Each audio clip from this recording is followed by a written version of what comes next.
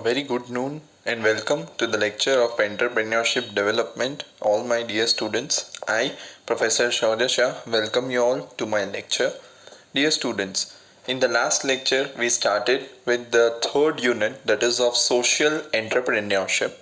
We did many things in that particular chapter, right? So today again we'll be moving on further from where we stopped. But before starting with today's part, we'll have a quick revision of what we did in the last lecture, students. We saw the entire syllabus of the chapter, that is your social entrepreneurship. We started with the history, right? I told you that the term social entrepreneurship is not a, again we can say, old term, right? It emerged around 2-3 decades back only. Fine, there were various persons we studied, that is Vinoba Bhave, we saw Robert Owen, then Florence Nightingale, so on and so far, right? But the use of it can be seen throughout the history. Fine, this we saw in the last lecture. We saw the meaning also of social entrepreneurship. What do you mean by that in detail, right? I told you social entrepreneurship is the process and the person who performs the function of social entrepreneurship or who establishes a social enterprise is known as a social entrepreneur, right? So again we saw various meanings for that part. We also saw the focus areas of social entrepreneurship, where they actually work. Fine, this all were the 8 main aspects in which they are working. Again we saw 4 main people of social entrepreneurs in India in detail. Vinoba Bhave were first amongst that were related to your land movement. Fine. Verghese Kurian, I told you, the white revolution of India, that is Amul. Ela Bhatt related to your Seva, right? And again Sunil Bharti Mittal, that is related to your Airtel. Fine. So we also saw one of the examples of Amul, the taste of India. Fine. We saw the again details of it. We also saw about the Seva, that is Ela Bhatt, particularly related to your self-employed women's association. Then we started with the difference between entrepreneur and social entrepreneur, right? We saw around 8 points of that. I hope you all are clear with that part. In the last lecture I gave you a brief idea about the characteristics of a social entrepreneur, right? Now students, characteristics of social entrepreneur, today we'll be going it in detail. What are the main features or how social entrepreneurs are, right? Amongst that, the very first, as you can see, is they are ambitious, right? Now how they are ambitious? Because we also saw that in our society you have various problems, right? To name few of them, they are unemployment, they are again uneducation, right? That is illiteracy we can say. Then there are problems of health, there are problems of environment, there are various socio-cultural problems. So what do? A social entrepreneur is a person who finds out this problem and tries to solve this with the help of innovative solutions and with the help of, again we can say, new ideas and creativity, right? So they are having a particular ambition for solving this kind of problems. Fine. So again we will see what are the details. Social entrepreneurs tackle major social issues, from increasing to the college enrollment rate of low income students to fighting poverty. They operate in all kinds of organizations, innovative non-profit, social purpose ventures, and hybrid organizations that mix elements of non-profit and for-profit organizations, right? Again, they are very much ambitious. You can find out this kind of people in everywhere, right? They may be again in your social purpose ventures also, they may be again in your profit organization, they may be again in your NGOs. So they are ambitious. They are having a particular ambition of achieving such kind of goals which are beneficial to the society, right? So the very first characteristics is they are ambitious. Second, they are mission driven, right? Again, generating social value, not wealth, is the central criteria of a successful social entrepreneur, right? Generating the social value, that is the most important thing. They are dependent upon the human values and the social values. For them, profit is a subsidiary issue, is a secondary issue.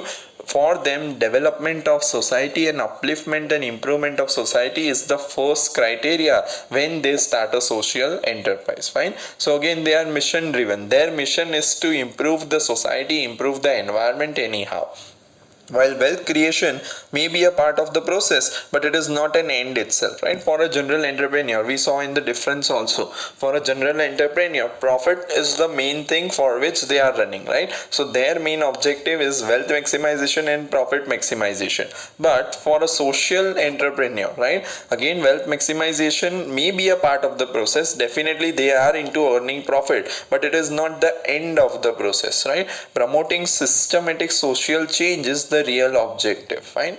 Promoting systematic social change, they are into a process, they are into a system in order to improve the entire society and uplift the human values of the population. I hope it is clear. So the very first we saw was they are ambitious, second they are mission driven, next a strategic, right? We studied in the previous unit about strategic planning, right? Like business entrepreneurs, social entrepreneurs also see and act upon what others miss, fine, opportunities to improve the systems, create solution and invent new approaches that create social value, right? They are also doing strategic planning like your normal entrepreneurs, fine.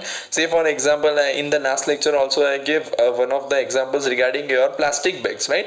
Now plastic is a very burning issue right now going on in the economy also and for the environment also, right? Because plastic is such a material which is banned by majority of the states, though it is used in some or the other ways, right? Because it is not possible to completely eradicate the plastic from our life, right? But we are trying to reduce it up to a certain level. So what again social entrepreneurs are doing, they are trying to first find out the alternative for that, that is paper bags or cloth bags. Again, now cloth bags has also become a part of our life, right? So plastic is reduced. Again, they are trying to use such kind of degradable plastic material so that they can again protect the environment and they can earn the profit also, right? Some of the plastic bags are such that if you plant it in the soil, then it is converted into your seeds, or again it is degraded and it is converted into fertilizer. So that is a innovative thing. They are finding opportunities which other simple entrepreneurs are missing, right? So they are creating the solution for it and they are inventing new approaches, fine.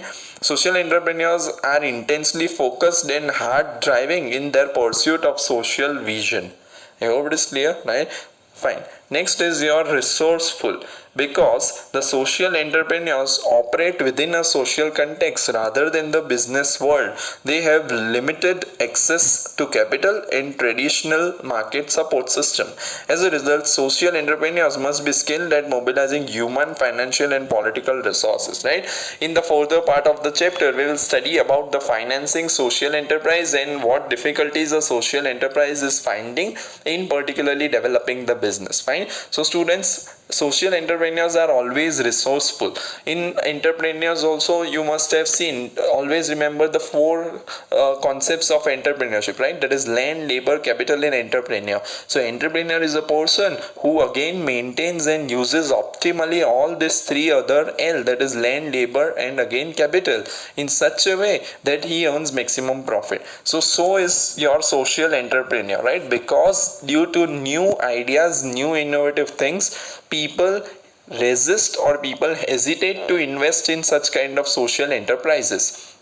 That is the main reason why the social entrepreneur has to carefully utilize the human, financial and political resources, right? Human, employees, he has to use the manpower very carefully. Finance, as the finance is limited, available from limited sources, he has to optimally use it. And the political resources also, right? Because he is doing something new, it is beneficial to the society. Many a times it takes place that government policies may be against the social enterprise, or again may not give the support to such kind of NGOs or to such kind of resources, or we can say enterprises, fine. So again, social entrepreneur are always resourceful. And the next is your results oriented. Social entrepreneurs are driven to produce measurable returns. These returns transform existing realities, open up new pathways for the marginalized and disadvantaged, and unlock the society's potential to effect the social change, right? They are result oriented. As we saw, they are ambitious, they are mission driven. They again are satisfied only after their mission is completed or mission is accomplished and they have achieved a certain kind of improvement in the society, right? So what kind of results? Suppose they are working for the environment, then with the improvement in environment, or we can say suppose their main job is to provide employment to other people. So again, once the existing realities open up, right, the job is made available to the people, to the marginalized or to the disadvantaged people, then they are result oriented, right? Definitely they are working for the result. I hope it is clear, students, right? So we studied 5 types of characteristics. The first was they are ambitious, second they are mission driven, third they are strategic, fourth they are resourceful, and fifth they are result oriented, right? There can be many features of social entrepreneurs as your normal entrepreneurs, and these are the main 5 which are classified, which actually shows the characteristics of the social entrepreneurs. I suppose it is clear to each and every student. Fine. So these were the characteristics of the social entrepreneurs, right? Now students, we would like to watch one small video, right? It is a very short video which will give you much more light about the social entrepreneurship concept and who are social entrepreneurs, right? So let us watch the video first, then we'll move on to the further part of the lecture.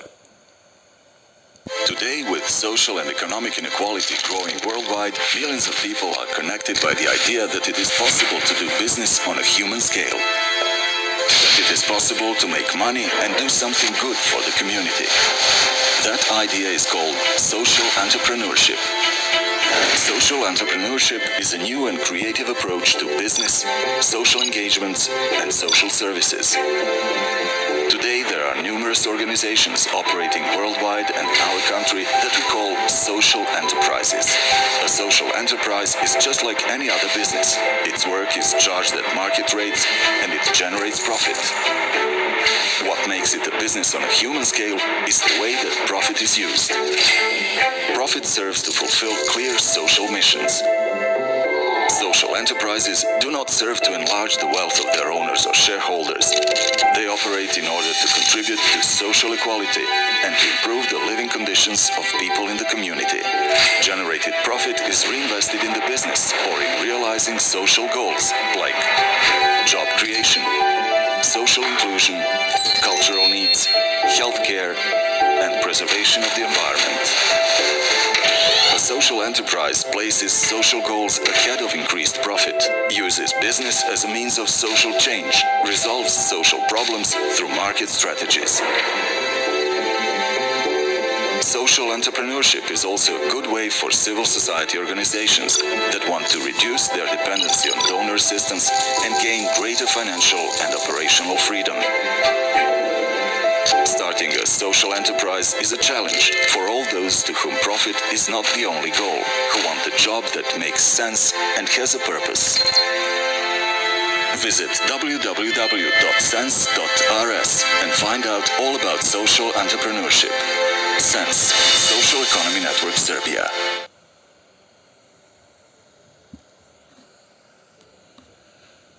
So students, I hope you all must be again very much clear with the concept of whatever we are studying regarding your social entrepreneurship, right? And what functions does a social entrepreneur performs, fine? So again, moving on to our next topic, that is your, we can say, roles of a social entrepreneur, or we can say functions of social entrepreneurship, right? Both are one and the same. So we'll study which are the functions which are performed by a SE, fine? So again, the very first is to create and maintain a stable level of employment, right? As every business of social entrepreneurship is based upon the problems which are faced by the society by and large.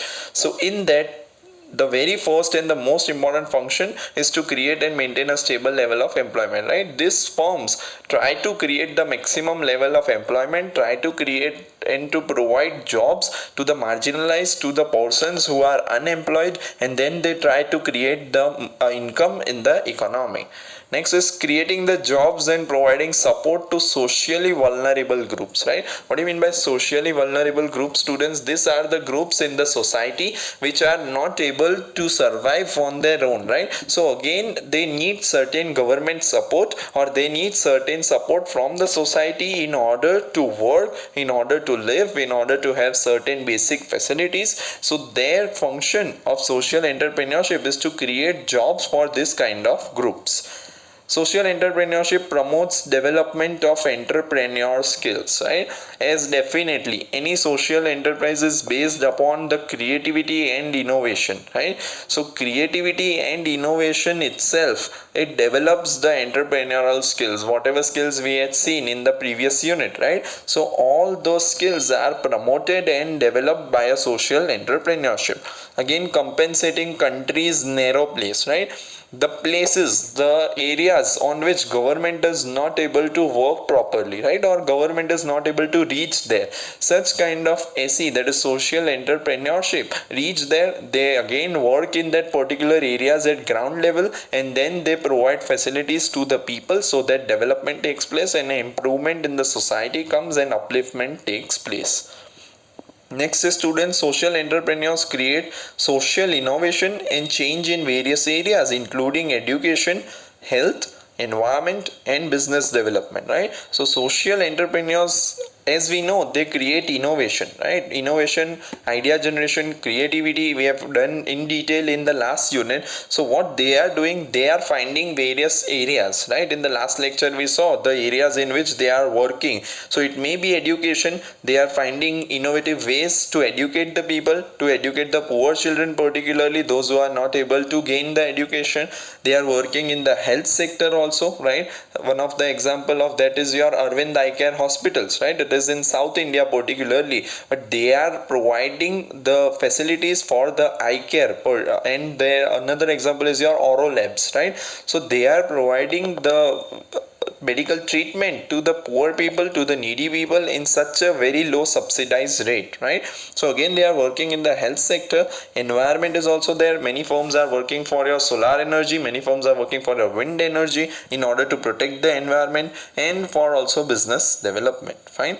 Again, social entrepreneurship reduces the poverty risk. Definitely, they are first aim is to provide employment and jobs to the people who are underprivileged, right? So once they get the job, definitely the income generation will start. Once they get the income, they will spend it in the economy, they will demand for various products, and the economy will also boost up, right? So this will lead them above the poverty line. So social entrepreneurship is again involved in reducing the poverty risk. I hope it is clear to each and every student, right? So 6 points are your main functions of social entrepreneurship. Now out of this, we'll see 3 points in detail, students, which are most important. Fine. The very first is your employment generation. The first major economic value that social entrepreneurship creates is your job and employment creation. As we saw, estimates ranges from 1 to 7% of people employed in social entrepreneurship sector, students, right? So out of your total employment which is created, amongst that 1 to 7% are already employed in social entrepreneurship sector, right? Now social entrepreneurship sector means you should not have a point in mind that it is a charity organization. No, in the last lecture we saw it is not a charity organization. They are also earning profit, but their main motive is to develop the social values and to protect and uplift the society, right? So such kind of firms are there across the various fields, maybe education, maybe health, maybe again medical sector, maybe again schooling, maybe we can say other kind of environmental agencies. So all those firms constitute to about 1 to 7% of people of total employed force. Fine. Secondly, students, social enterprises also provides employment opportunities and job training to the segments of the society at an employment disadvantage, right? So some kind of people are there who are unemployed from a longer period of time. Again, maybe they are disabled or differently abled, they are homeless or at risk youth and gender discriminated women, right? So all those are your vulnerable population of the society, or through which you need to do the development. development, right? So what these people do, they provide employment opportunities and job training to all these segments of the society, right? So definitely if you will uplift the we can say bottommost level of the society, then automatically the entire society will have a cumulative effect of it and it will start developing, right? So the very first function in the role of social entrepreneurship or social entrepreneur is to employment generation. Next is innovation, new goods and services. Fine. Social enterprises develop and apply innovation important to social and economic development and develop new goods and services. Issues addressed include some of the biggest societal problems, right? This is related to medical field particularly, that is HIV, mental ill health, illiteracy, crime, drug abuse, which importantly are confronted in an innovative ways, right? So these are the people. You can search it on internet also. You can find n number of enterprises working for such kind of noble cause, right? In order to fight such kind of evils in the society, they are doing something new. They are doing innovations, right? They are producing new goods and services for such kind of we can say reducing the social evils. Fine. I hope it is clear. So for example, if you can see, right, innovation continuously comes. Now the pandemic is going on right now, right? So immediately such kind of enterprises started producing the mask, again started producing the sanitizers. So all this is related particularly to the situations which arises in the market. Fine. Many of the people started producing your Ayurvedic medicines particularly related to your COVID-19, right? So in order to avoid them, such kind of innovation and new goods and services continuously arises in the market, fine, to provide the society benefit.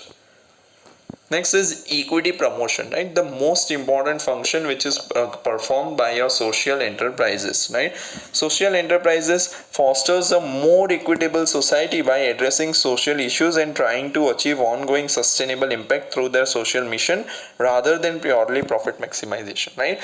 As we studied just now only, that the main purpose of a form of social entrepreneurship is not profit maximization or wealth maximization, but it is to provide the social values to uplift the society, right? So again, they fosters more equitable society by addressing social issues, right? Whatever issues related to your vulnerable groups are there, we saw just now, that is your underprivileged women are there, there are unemployed people are there, differently abled people are there. So what they are doing, they are again try to put these people also along with at the same level where other people or other stratas of the society are working, right? So a more equitable society is provided by this kind of people.